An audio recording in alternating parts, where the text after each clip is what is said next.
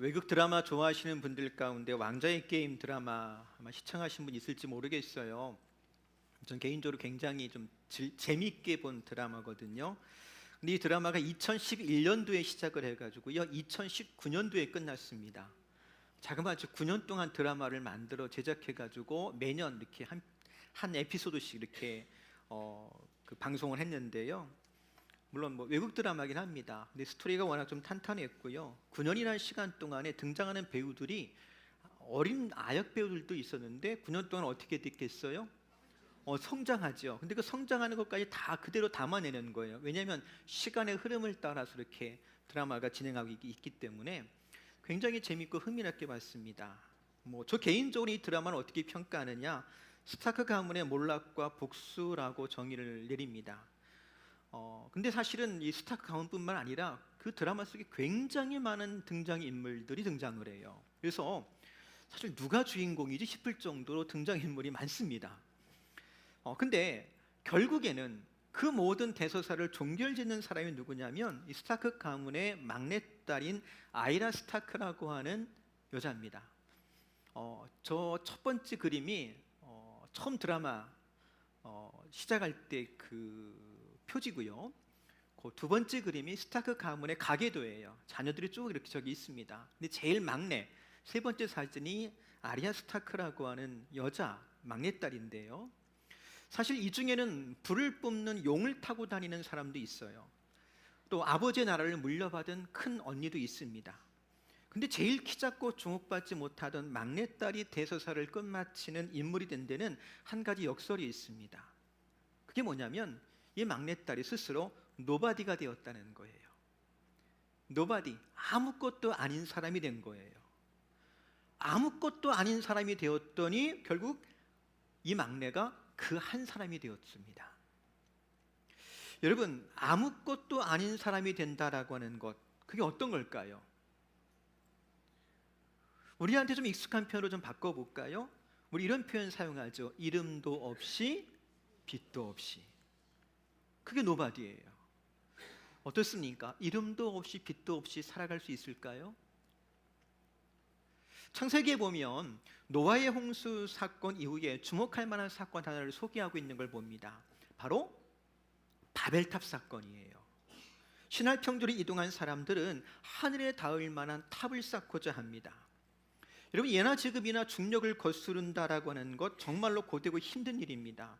근데도 사람들이 모여가지고 하늘에 닿을 만큼 높은 탑을 쌓고자 했더랍니다. 그 이유가 뭐냐? 창세기 11장 4절에 보니까 이렇게 적어요.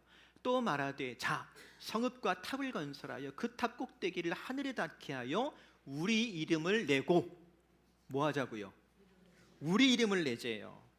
다른 말로 좀 표현해 보면 우리 이름을 걸고 또 혹은 우리 이름을 세상에 남기자, 이런 목적 때문에 뭐 하려고 했다고요?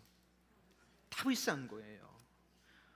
달리 좀 정리해 본다면 무명의 어떤 존재가 되는 것을 거절하고 특별한 어떤 존재가 되고 싶었던 겁니다. 그래서 그 엄청난 노동력과 재물을 들여가지고 탑을 쌓고자 했던 거예요.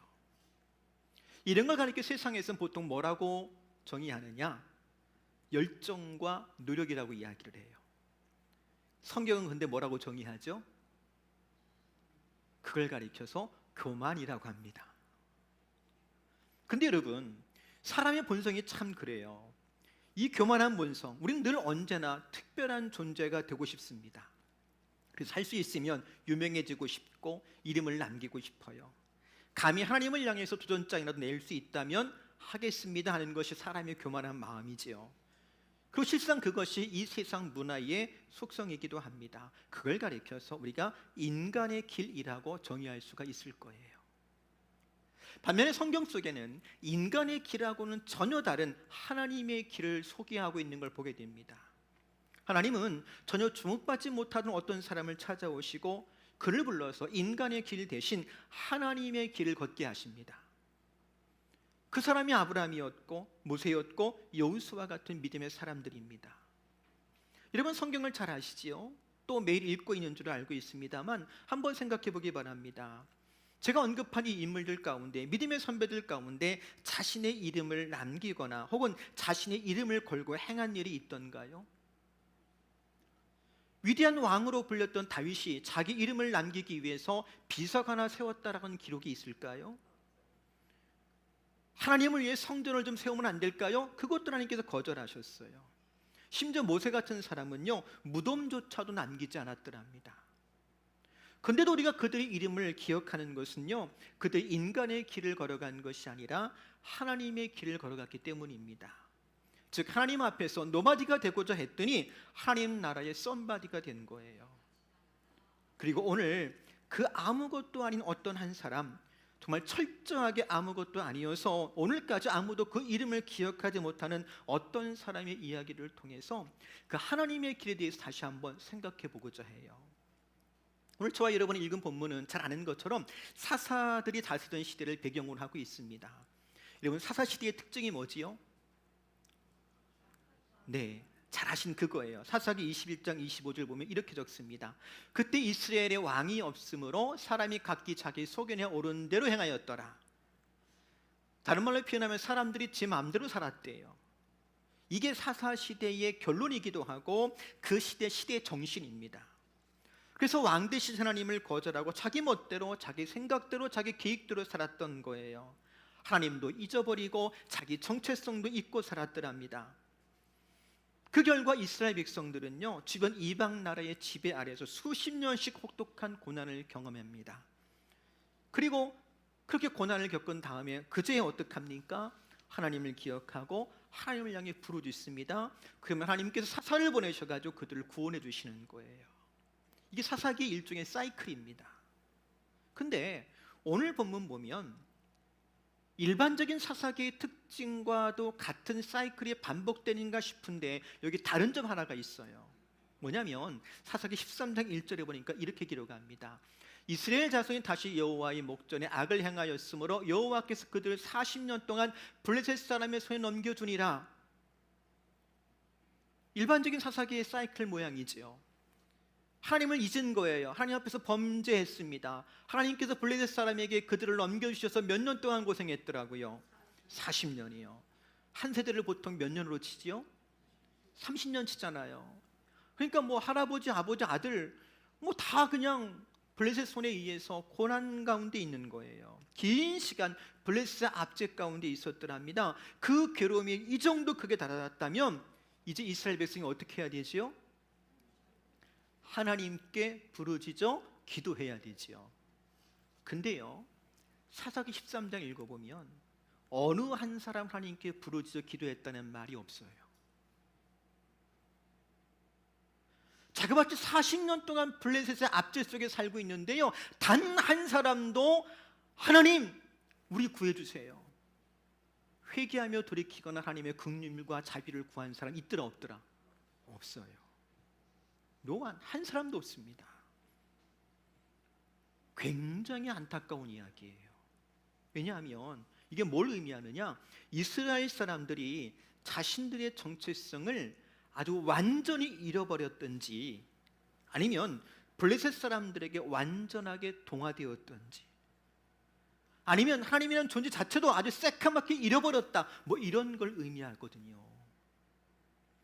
이런 걸 가리켜서 뭐라고 표현할 수 있냐면 학습된 무기력, 뭐 이렇게 표현할 수가 있을 것 같아요. 어떤 무기력이요? 학습된 무기력. 마틴 셀리그만이라고 하는 긍정심리학 창시한 학자가 있습니다. 이 사람이 실험을 했어요. 개한테 전기 충격을 주는 거예요. 개한테 전기 충격을 주면 개가 어떻게 하겠습니까? 도망가고 싶겠죠. 근데 우리에 가둬놓고 전기 충격을 주니까 도망갈 데가 있어요, 없어요? 없어요. 나중에 걔가 어떻게 하더라고요? 네, 충격을 줘도요, 아예 반응하는 것조차도 포기해버려요. 어차피 내가 도망치려고 발버둥 치고 내가 괴롭고 힘들다고 아무리 울부짖어도 상황이 달라지는 것이 있더라 없더라?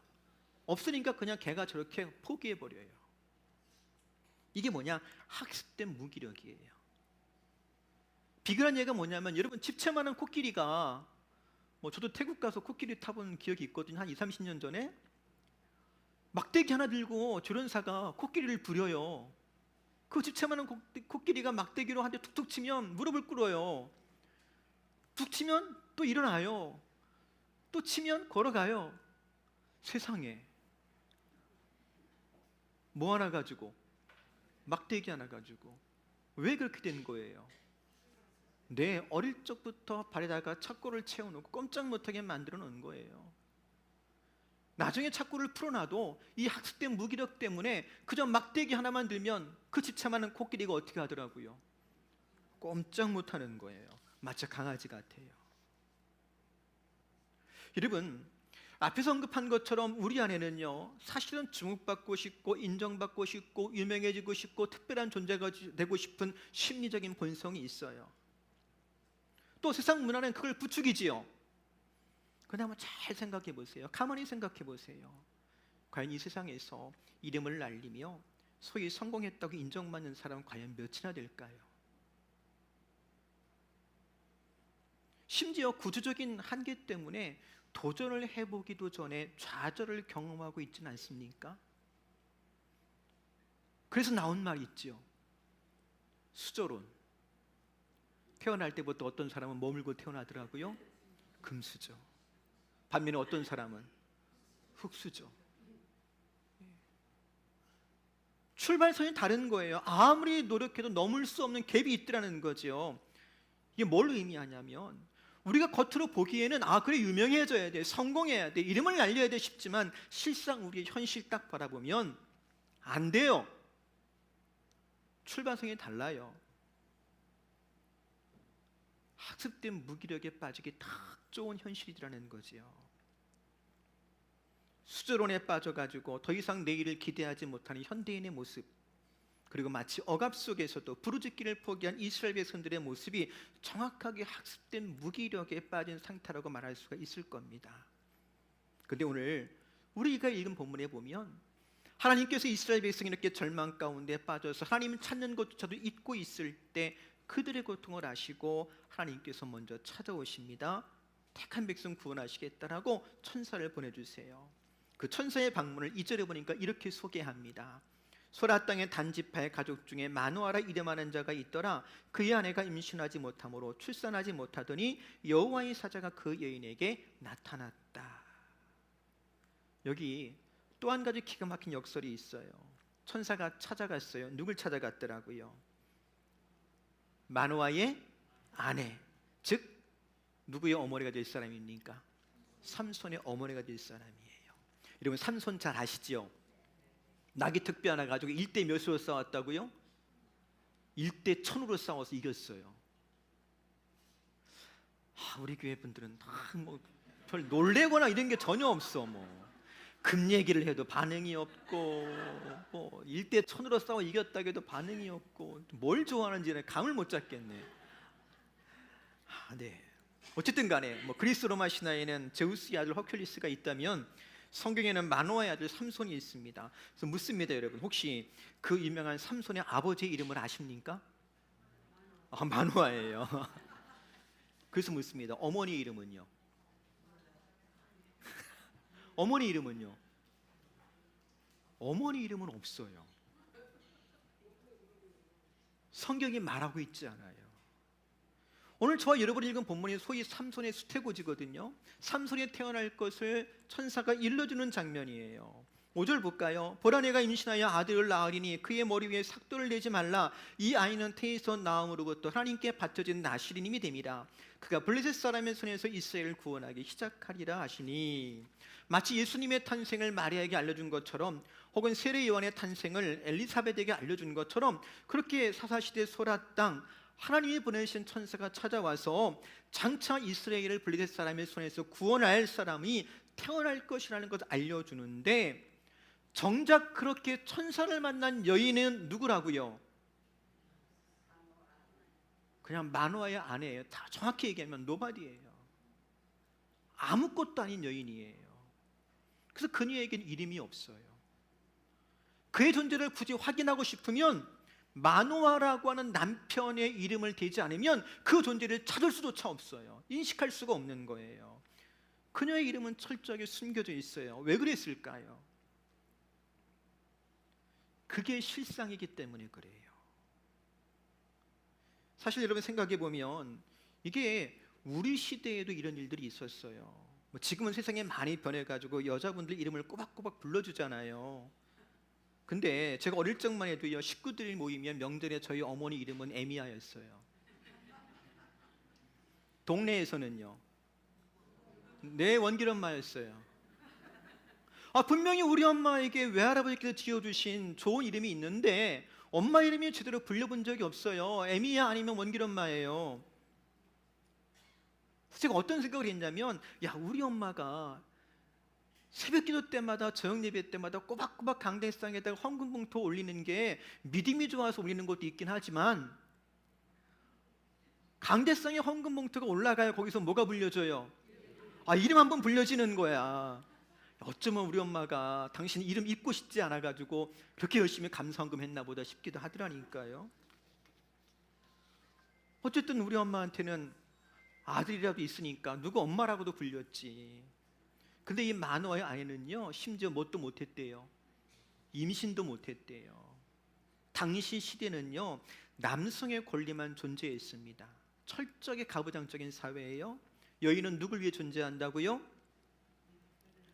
지금 말고 그 당시에 그 당시에 여인은 누굴 위해 존재한다고요? 오직 남자를 위해 존재하는 거예요. 그리고 남자를 위해서 여자가 반드시 해야 하는 의무가 있어요. 그게 뭐예요? 내 자녀를 낳아야 돼요. 출산의 의무가 있는 거예요. 근데 아이를 낳지 못했다. 그러니 이 여인의 존재감은 어땠을까요? 네, 미안하지만 남편이 이혼 증서를 손에 들려가지고 처가로 내쫓아도 전혀 이상하지 않고 항변할 수 없는 그런 형편인 거예요. 그런데 하나님께서 찾아가서 구원자를 보내시겠다라고 하는 이 복된 소식을 마누아라고 하는 사람한테 전한 것이 아니고 이름조차 없고 아이조차 없는 여인에게 찾아가서, 당시 사회적 기준으로 본다면, 인간의 길로 생각해 본다면 가장 쓸모없고 소외된 여인을 찾아가서 하나님께서 이 복된 소식을 전한 거예요. 우리는 이걸 이렇게 정의할 수가 있을 겁니다. 하나님은 세상의 가치 조건이 아닌 조건 없는 은혜로 찾아오시고 불러주시더라. 보세요, 마노아의 입장에서도요, 천사가 자기 아내를 찾아온 것이 옳아 보이지가 않았더래요. 그래서 천사를 만났다고는 자기 아내의 말을 듣자마자 마노아가 어떻게 반응하는지 아세요?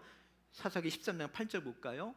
마노아가 여호와께 기도하여 이르되 주여 구하옵나니 주께서 보내셨던 하나님의 사람을 우리에게 다시 오게 하사 우리가 그 낳을 아이에게 어떻게 행할지를 우리에게 가르치게 하소서 하니.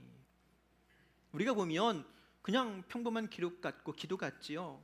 근데 이 말 속에 어떤 마노아의 심리가 잠재되어 있냐면요, 나도 만나야 되겠다는 거예요. 내가 그 하나님의 계시의 주체가 되어야 되겠다는 거예요. 왜냐하면 그 시대는 여자 말은 공신력이 있더라 없더라? 없어요. 법적 증언으로 사용될 수가 없어요. 그러니까 하나님, 이 여자한테 아무리 말해봤자 소용없잖아요. 누구한테 말씀하시라고요? 나 듣게 말씀해 주셔야 돼요. 나 듣게. 그러니까 우리 있을 때 다시 좀 천사 보내서 다시 말씀해 주세요. 그랬더니 하나님께서 어떻게 응답하시느냐, 9절 볼까요? 하나님이 마노아의 목소리를 들으시니라. 여인이 밭에 앉았을 때 하나님의 사자가 다시 그에게 임하였으나 그의 남편 마노아는 함께 있지. 하나님도 참 고집이 세세요. 저 여자한테 말씀하시면 안 돼요. 내가 들어야 돼, 내가. 그랬더니 하나님께서 그 기도에 응답하셔서 다시 누굴 찾아가셨다고요?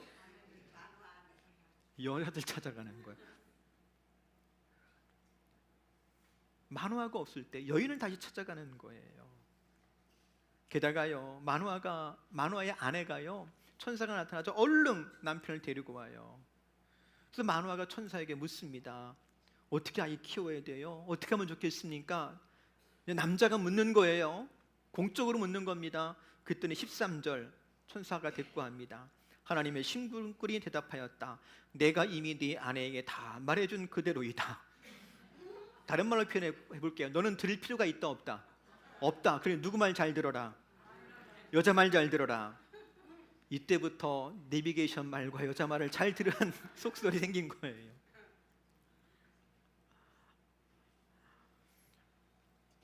보세요, 마노아가 천사를 만나고 난 다음에 염소를 제물로 드려 경배합니다. 근데 큰 두려움에 빠져요. 왜냐하면 이스라엘 사람들은 천사를 만나는 것을 하나님을 만난 것처럼 여겼기 때문에 하나님의 영광을 경험한 사람은 하나님의 그 거룩하심 때문에 죽을 것이라고 하는 경외감이 있었거든요. 근데 그때도 이 모든 상황과 계시를 바르게 해석해 주는 게 마노아의 아내였어요. 23절 볼까요? 그의 아내가 그에게 이르되 여호와께서 우리를 죽이려 하셨더라면 우리 손에서 번제와 수제를 받지 아니하셨을 것이요 이 모든 일을 보이지 아니하셨을 것이며 이제 이런 말씀도 우리에게 이르지 아니하셨으리다 하였더라. 그러니까 마노아의 아내가 하나님의 뜻을 믿음으로 해석했더랍니다. 앞에 말한 것처럼 당시 사회적 기준으로 본다면 계시의 전달자 누가 되어야 마땅해요? 남자가. 여자는 그럴 권리가 없어요. 법적인 직인도 제한받아요. 게다가 자녀를 낳지 못한 여인, 무능한 여인으로 사회에서 낙인 찍혔을 겁니다. 근데 하나님은 그런 여인을 찾아오셨어요. 이름 없는 한 여인을 찾아오셨더랍니다. 여러분, 이것이요 하나님의 길이에요. 우리는 나름의 기준이 있지요. 그것 가지고 사람을 평가하기도 해요. 누구는 자격이 있네, 누구는 자격이 없네. 또 배경이 있어야 돼요. 능력이 있어야 돼요. 좋은 학벌도 있어야 돼요. 근데 하나님께서는 그런 사람의 기준으로 보지 않습니다. 그리고 정말로 노바디, 아무것도 아닌 여인을 찾아가셨어요. 세상에 유명한 그 사람을 찾아가셔서 하나님은 하나님의 놀라운 일들을 가장 먼저 알려주셨더랍니다. 여기서 우리가 기억할 것, 사람의 길과 하나님의 길은 달라요. 사람은 조건을 보고 선택하지만 하나님은 사람의 중심을 보세요. 사람은 자격을 따지지만 하나님은 은혜로 부르세요. 사람은 과거를 보지만 하나님은 그 사람을 통해 이루실 미래를 바라보시는 줄로 믿습니다. 사랑하는 성도 여러분, 혹 학습된 무기력 가운데 나의 존재감을 잃어버리고 살아오진 않았는지요? 설령 그러할지라도 하나님의 역사는 무명에서 시작하게 됩니다. 보세요, 오죽하면 예수님을 가리켜 사람들이 뭐라고 했는지 아시지요? 나사렛에서 무슨 선한 것이 나겠느냐. 이걸 우리말로 좀 바꿔볼게요. 개천에서 무슨 용이 난다고 그래. 물론 속담에는 개천에서 용 난다고 했다면서요. 그건 옛날 얘기죠. 요즘 세상 무슨 개천에서 용이 나요. 그렇죠? 그 얘기예요. 나사렛에서 무슨 선한 것이 나겠냐는 말이. 오늘날 우리에게도 보이지 않는 유리천장이 있어요. 근데 여러분, 여기 다른 길이 있어요. 신명기 32장 4절 볼까요? 같이 읽습니다. 그는 반석이시니 그가 하신 일이 완전하고 그의 모든 길이 정의롭고 진실하고 거짓 없으신 하나님이시니 공의로우시고 바르시도다. 예, 다른 길이 있습니다. 하나님의 길은 옳습니다. 그리고 예수 그리스도를 통하여서 우리에게 세상에 다른 하나님의 길이 있다라고 하는 것을 보이셨으니 여러분, 그 길을 따라 걸어가는 저와 여러분 될 수 있기를 바랍니다. 마지막으로 예수님께서 걸어가신 길을 다시 한번 생각해 볼 수 있길 바라요. 그 옛날 천사가 이름 없는 마노아의 여인을 찾아갔던 것처럼 예수님께서 하나님 나라 복음을 가지고 당시 사람들에게 외면받던 사람들을 찾아가셨잖아요. 죄인이라고 손가락질 받던 사람들 찾아가셨고, 병들어서 외면받던 사람들을 찾아가셨고, 사회적으로 소외받던 사람들을 찾아가셨더랍니다. 세상은 철저하게 넌 안 돼! 라고 그들을 정죄할 때 주님은 내가 너를 찾아왔다라고 말씀하셨어요. 그 주님께서 우리를 찾아오셨고요, 이제 우리한테 이렇게 물으실 것 같아요. 네가 나의 천사라면 오늘 너는 누구를 찾아가련?